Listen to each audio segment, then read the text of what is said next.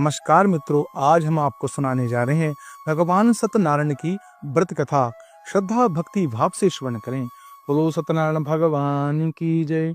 एक समय की बात है, नैमिषारण्य तीर्थ में शौनक आदि 88,000 ऋषियों ने श्री सूत जी से पूछा, हे प्रभु, इस कलयुग में वेद विद्या रहित मनुष्य को प्रभु भक्ति किस प्रकार मिलती है तथा उनका उद्धार कैसे होता है। हे मुनि श्रेष्ठ, कोई ऐसा तप बताइए जिससे थोड़े समय में पुण्य प्राप्त हो जाए और मनोवांछित फल की प्राप्ति हो। इस प्रकार की कथा सुनाने से हम सबकी इच्छा है। पर शास्त्रों के ज्ञाता सूत जी ने कहा, हे वैष्णवों, पूज्य, आप सभी ने प्राणियों के हित की बात पूछी है, इसलिए एक ऐसा श्रेष्ठ व्रत को आप लोगों को बताऊंगा जिसे नारद जी ने लक्ष्मी नारायण जी से पूछा था और लक्ष्मीपति ने मुनि श्रेष्ठ नारद जी से कहा था। आप सब इसे ध्यान पूर्वक सुनिए। एक समय की बात है, योगीराज नारद जी दूसरों के हित के लिए इच्छा से अनेकों लोकों में घूमते हुए मृत्यु लोक में आ पहुंचे, जहां उन्होंने अनेक योनियों में जन्मे प्राय सभी मनुष्यों को अपने कर्मों द्वारा आने के दुखों से पीड़ित देखा। उनका दुख देख नारद जी सोचने लगे, कैसा यत्न किया जाए जिसके करने से निश्चित रूप से मानव के दुखों का अंत हो जाए।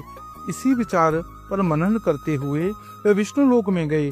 वहां पर देखा कि देवेश भगवान नारायण की स्तुति करने लगे, जिनके हाथ में शंख चक्र गदा और पद्म थे, गले में वरमाला पहने हुए थे। स्तुति करते हुए नारद जी बोले, हे भगवान, आप अत्यंत शक्ति से संपन्न हैं, मन तथा वाणी भी आपको नहीं पा सकती। आपका यदि मध्य न अंत है, निर्गुण स्वरूप सृष्टि के कारण भक्तों के दुखों को दूर करने वाले आपको नमस्कार है। नारद जी की स्तुति सुन भगवान विष्णु बोले, हे मुनि श्रेष्ठ, आपके मन में क्या बात है? आप किस काम के लिए पधारे हैं, उसे निसंकोच कहो। इस पर नारद जी बोले, मृत्यु लोक में अनेक योनियों में जन्मे मनुष्य अपने कर्मों के द्वारा अनेकों दुखों से दुखी हो रहे हैं। हे नाथ, आप मुझ पर दया रखते हुए ये बताइए, जो मनुष्य थोड़े से प्रयास से ही अपने दुखों से कैसे छुटकारा पा सके। श्री नारायण बोले, हे नारद, भक्तों की भलाई के लिए तुमने बहुत अच्छी बात पूछी है, जिनके करने से मनुष्य मोह से छूट जाता है। वह बात मैं कहता हूँ, सुनो। स्वर्ग लोक व मृत्यु लोक में दोनों में एक दुर्लभ उत्तम व्रत है, जो पुण्य देने वाला है। आज प्रेमवश होकर मैं उसे तुमसे कहता हूँ। श्री सत्यनारायण भगवान का यह व्रत अच्छी तरह से विद्यान पूर्वक मनुष्य तुरंत ही यहाँ पहुंचकर सुख भोग कर मरने पर मोक्ष पाता है। श्री हरि के वचन सुनकर नारद जी बोले, उस व्रत का फल क्या है, उसका क्या विधान है, यह व्रत किसने किया था, इस व्रत करने से किस दिन करना चाहिए, सभी विस्तार से कहिए। नारद जी की बात सुनकर श्री हरि बोले, दुख व शोक को दूर करने वाला यह व्रत सभी स्थानों पर विजय दिलाने वाला है। मानव भक्ति व श्रद्धा के साथ शाम को श्री सत्यनारायण की धर्म प्रायण होकर ब्राह्मण व बंधुओं के साथ करनी चाहिए। भक्ति भाव से इन निवेद्य केले का फल, घी, दूध और गेहूं का आटा सवाए ले। गेहूं के स्थान पर साठी का आटा, शक्कर तथा गुड़ लेकर वह सभी भक्षण योग्य पदार्थों को मिलाकर भगवान का भोग लगाएं। ब्राह्मणों सहित बंधु बांधवों को भी भोजन कराएं। उसके बाद स्वयं भोजन करें। भजन कीर्तन के साथ भगवान की भक्ति में लीन हो जाए। इस तरह सत्यनारायण भगवान का यह व्रत करने पर मनुष्य की सारी इच्छाएं निश्चित रूप से पूरी होती हैं। इस कलिकाल में अर्थात कलयुग में मृत्यु लोक में मोक्ष का यही सरल उपाय बताया गया है। बोलो सत्यनारायण भगवान की जय। अब सुनिए दूसरा अध्याय। सूजी बोले, फिर शिव जिसने पहले समय में इस व्रत को किया था, उसका इतिहास कहता हूँ, ध्यान से सुनो। सुंदर काशीपुरी नगरी में एक अत्यंत निर्धन ब्राह्मण रहता था। भूख प्यास से परेशान वह धरती पर घूमता रहता। ब्राह्मणों से प्रेम करने वाले भगवान ने एक दिन ब्राह्मण का वेश धारण कर उसके पास जाकर बोला, हे विप्र, नित्य दुखी होकर तुम पृथ्वी पर क्यों घूमते हो? दीन ब्राह्मण बोला, मैं निर्धन ब्राह्मण हूँ, भिक्षा के लिए धरती पर घूमता हूँ। हे भगवान, यदि आप कोई उपाय जानते हो तो बताइए। वृद्ध ब्राह्मण कहता है कि सत्यनारायण भगवान मनोवांछित फल देने वाले, इसलिए तुम उनका पूजन करो। इसे करने से मनुष्य सभी दुखों से मुक्त होकर वृद्ध ब्राह्मण आए हैं। सत्यनारायण भगवान का निर्धन उस ब्राह्मण को का व्रत का सारा वृतांत बताकर अंतर ध्यान हो गई। ब्राह्मण मन ही मन सोचने लगा कि जिस व्रत को वृद्ध ब्राह्मण करने को कहे गए हैं मैं उसे जरूर करूंगा। या निश्चय करने के बाद उसे रात में नींद नहीं आई। वह सवेरे उठकर सत्यनारायण भगवान के व्रत का निश्चय कर भिक्षा के लिए चला गया। उस दिन निर्धन ब्राह्मण को भिक्षा में बहुत सा धन प्राप्त हुआ, जिससे उसने बंधु बांधवों के साथ मिलकर श्री सत्यनारायण भगवान का व्रत संपन्न किया। भगवान सत्यनारायण का व्रत संपन्न करने के बाद वह निर्धन ब्राह्मण सभी दुखों से छूट गया और अनेक प्रकार की संपत्तियों से युक्त हो गया। उसी प्रकार यह ब्राह्मण हर माह इस व्रत को करने लगा। इस तरह सत्यनारायण भगवान के व्रत को जो मनुष्य करेगा सभी प्रकार के पापों से छूटकर मोक्ष को प्राप्त करेगा। जो मनुष्य इस व्रत को करेगा वह सभी दुखों से मुक्त हो जाएगा। सूत जी बोले, इस तरह से नारद जी से नारायण भगवान ने कहा, सत्यनारायण भगवान का व्रत जो मैंने तुमसे कहा है विप्रो, मैं अब और क्या कहूँ। ऋषि बोले, हे मुनीश्वर, संसार में उस विप्र को सुनकर और किस किस ने इस व्रत को किया, हम सब यह बात को सुनना चाहते हैं।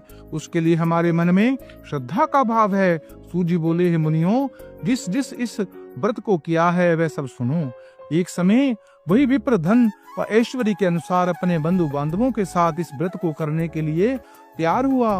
उसी समय एक लकड़ी बेचने वाला बूढ़ा आदमी आया और लकड़ियां बाहर रखकर अंदर ब्राह्मण के घर गया। प्यास से दुखी होकर वह लकड़हारा उनको व्रत करते देखा। विप्र को नमस्कार करके पूछने लगा, आप यह क्या कर रहे हैं तथा इसे करने में क्या फल है, कृपया मुझे भी बताइए। ब्राह्मण ने कहा, सब मनोकामनाओं को पूरा करने वाला यह सत्यनारायण भगवान का व्रत है। इनकी कृपा से ही मेरे घर में धन धान्य आदि की वृद्धि हुई है। विप्र से सत्यनारायण भगवान के व्रत बारे में जानकर लकड़हारा बहुत ही प्रसन्न हुआ। चरणामृत लेकर वह प्रसाद खाने के बाद वह अपने घर गया। लकड़हारे ने अपने मन में संकल्प किया कि आज लकड़ी बेचने से जो धन प्राप्त होगा उसी से श्री सत्यनारायण भगवान का उत्तम व्रत करूंगा। मन में इस विचार को लेकर बूढ़ा आदमी सिर पर लकड़ियां रखकर उस नगर में बेचने गया जहां धनी लोग ज्यादा रहते थे। उस नगर में उसे अपनी लकड़ियों का दाम पहले से 4 गुना अधिक प्राप्त हुआ।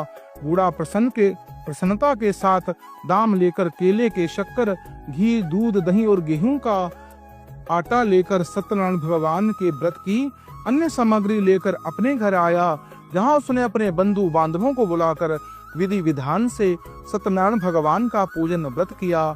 इस व्रत के प्रभाव से वह बूढ़ा लकड़हारा धन पुत्र आदि से युक्त होकर संसार के समस्त सुख और भोग अंत में काल में वैकुंठ धाम को चला गया। बोलो सत्यनारायण भगवान की जय। अब सुनिए तीसरा अध्याय। सूत जी बोले, हे श्रेष्ठ मुनियों, अब आगे की कथा कहता हूँ। पहले समय में उल्कामुख नाम का एक बुद्धिमान राजा था। वह सत्य वक्ता और जितेंद्रिय था। प्रतिदिन देव स्थानों पर जाता और निर्धों को धन देकर उनके कष्ट को दूर करता था। उनकी पत्नी कमल के समान मुख वाली तथा सती साध्वी थी। भद्रशील नदी के तट पर उन दोनों ने श्री सत्यनारायण भगवान का व्रत किया। उसी समय साधु नाम का एक वैश्य आया। उसके पास व्यापार करने के लिए बहुत सा धन भी था।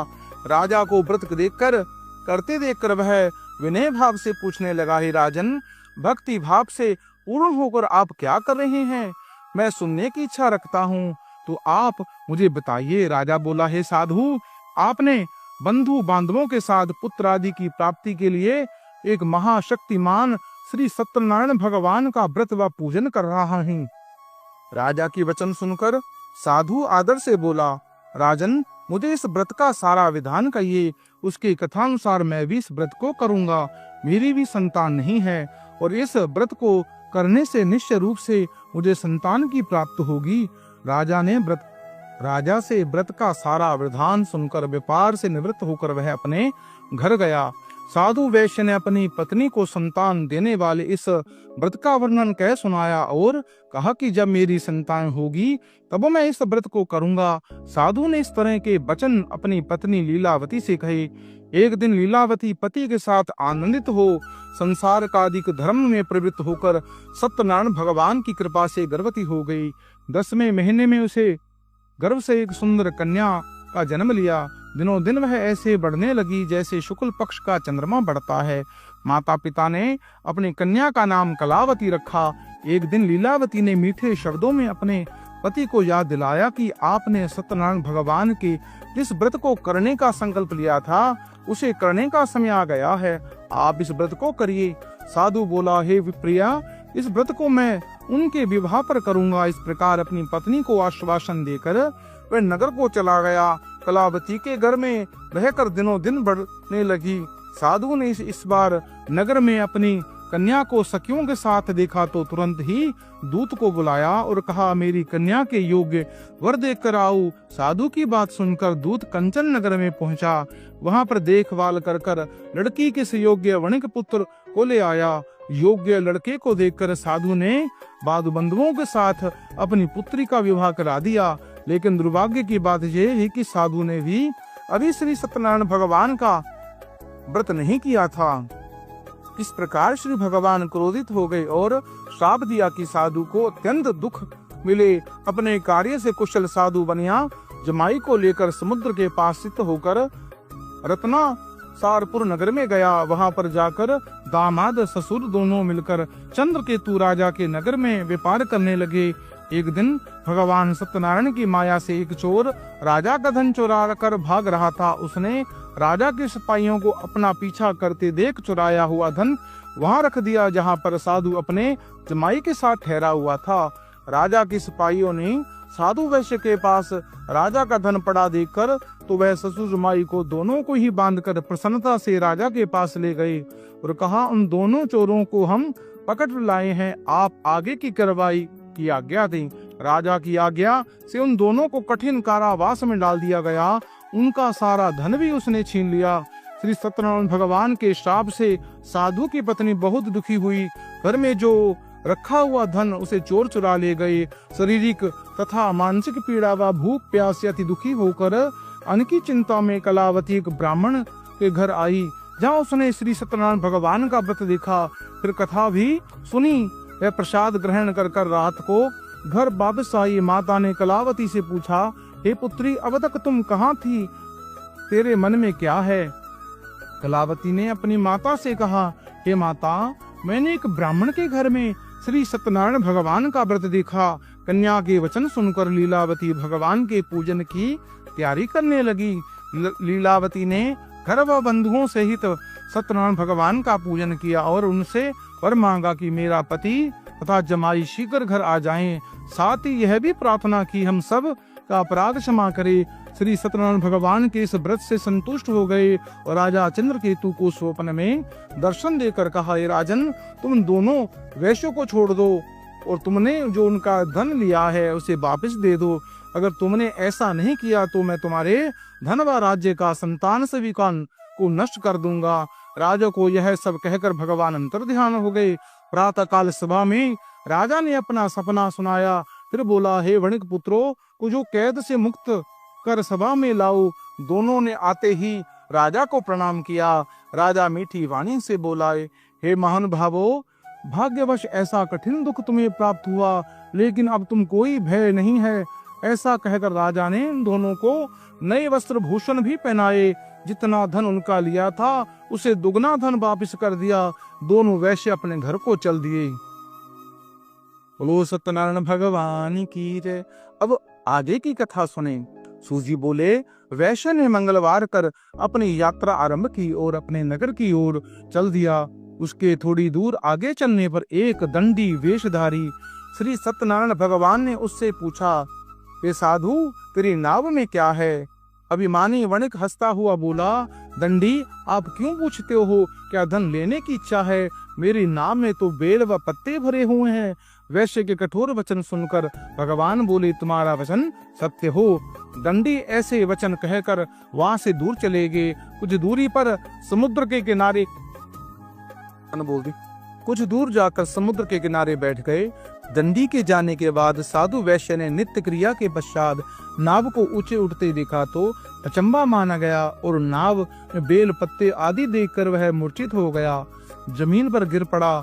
मूर्छित खुलने पर वह अत्यंत शोक में डूब गया। तब उसका दामाद बोला कि आप शोक न मनाएं, वह दंडी का श्राप है, इसलिए हमें उनकी शरण में जाना चाहिए, तभी हमारी कामना पूरी होगी। दामाद की यह बात सुनकर वह दंडी के पास पहुंचा और अत्यंत भक्ति भाव से नमस्कार कर कर बोला, मैंने आपसे जो जो असत्य वचन कहे थे उनके लिए मुझे क्षमा प्रदान कीजिए। ऐसा कहकर महान शोकातुर हो रोने लगा। तब दंडी भगवान बोले, हे वणिक पुत्र, मेरी आज्ञा से बार बार तुम्हें ये दुख प्राप्त हो रहा है, तू मेरी पूजा से विमुख हुआ है। साधु बोला, है भगवान, आपकी माया से ब्रह्मा आदि देवता भी आपके रूप को नहीं जानते, तब मैं अज्ञानी कैसे जान सकता हूँ। आप प्रसन्न हुए, अब मैं सामर्थ्य के अनुसार आपकी पूजा करूंगा। मेरी रक्षा करो और पहले के समान नौका में धन भर दें। साधु वैश्य के भक्ति पूर्वक वचन सुनकर भगवान प्रसन्न हो गए और उनकी इच्छा अनुसार वरदान देकर अंतर ध्यान हो गई। ससुर जमाई जब नाव पर आए तो नाव धन से भरी हुई थी। फिर वही अपने अन्य साथियों के साथ सत्यनारायण भगवान का पूजन कर कर अपने नगर को चल दिया। जब नगर के नजदीक पहुंचा तो दूत को घर पर खबर करने के लिए भेज दिया। दूत साधु की पत्नी को प्रणाम कर कर कहता है, मालिक अपने दामाद सहित नगर के निकट आ गए हैं। दूत की बात सुनकर साधु की पत्नी लीलावती ने बड़े हर्ष के साथ सत्यनारायण भगवान का पूजन कर कर अपनी पुत्री कलावती से कहा, मैं अपने पति के दर्शन हो जाती हूँ, तू कार्य पूर्ण कर कर शीघ्र आ जा। माता के ऐसे वचन सुनकर कलावती जल्दी से प्रसाद छोड़कर अपने पति के पास चली गई। प्रसाद की अवज्ञा के कारण श्री सत्यनारायण भगवान रुष्ट हो गए और नाव सहित उसका पति को पानी में डुबो दिया। कलावती अपने पति को वहां न पाकर रोती हुई जमीन पर गिर पड़ी। नौका को डूबा हुआ देख, कन्या को रोता देख साधु दुखी होकर बोला, हे प्रभु, मुझसे तथा मेरे परिवार से जो भूल हुई है उसे क्षमा करें। साधु के दीन वचन सुनकर श्री सत्यनारायण भगवान प्रसन्न हो गए और आकाशवाणी हुई, हे साधु, तेरी कन्या मेरे प्रसाद को छोड़कर आई है, इसलिए उसका पति अदृश्य हो गया है।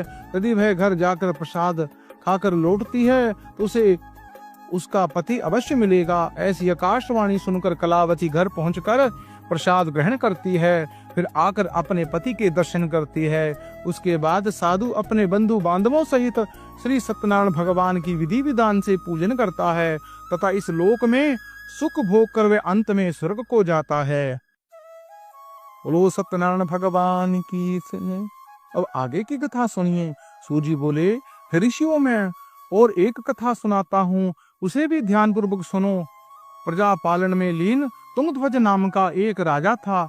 उसने भी भगवान का प्रसाद त्याग कर बहुत से दुख समान सहे। एक बार वन में जाकर वन्य पशुओं को मारकर वह बड़ के पेड़ के नीचे आया। वहां उसने ग्वालों को भक्ति भाव से अपने बंधुओं सहित सत्यनारायण भगवान का पूजन करते देखा।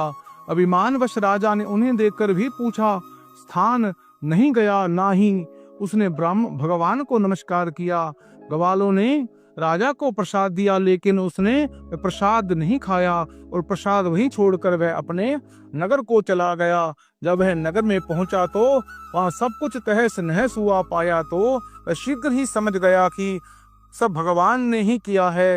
वह दोबारा ग्वालों के पास पहुंचा और विधि पूर्वक पूजा करके प्रसाद खाया तो सत्यनारायण भगवान की कृपा से सब कुछ पहले जैसा हो गया। दीर्घ काल में सुख भोगने के बाद मरणोपरांत उसे स्वर्गलोक की प्राप्ति हुई। जो मनुष्य परम दुर्लभ इस व्रत को कहेगा तो उसका भगवान सत्यनारायण की अनुकंपा उसे धन धान्य की प्राप्ति होगी। निर्धन धनी हो जाता है और भय मुक्त होकर जीवन जीता है।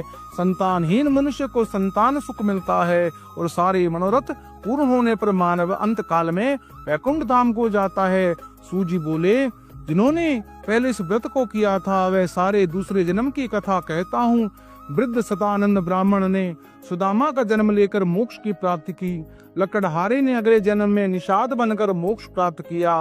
उल्का मुख नाम का राजा दशरथ होकर बैकुंठ गया। साधु नाम वैश्य जो मोरध्वज बनकर अपने पुत्र को आरे से चीरकर मोक्ष प्राप्त किया।